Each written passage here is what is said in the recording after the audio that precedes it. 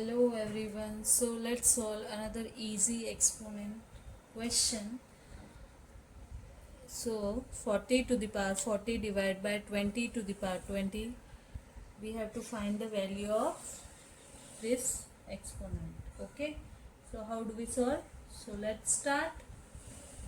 Now I can write 40 to the power 40 as 40 to the power 20 plus 20 divided by 20 to the power 20.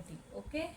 Now by looking at this, I am recalling one common rule of exponent, that is a to the power m plus n. Then I can write a to the power m into a to the power n.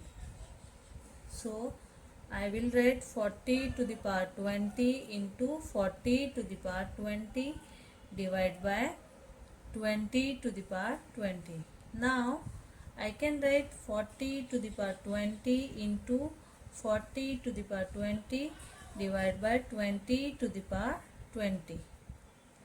Again, one more rule of exponent, that is a to the power m divided by b to the power m. Then I can write a divided by b whole to the power m. Okay. So 40 to the power 20 into 40 divided by 20 whole to the power 20. Okay. Now we'll cancel this.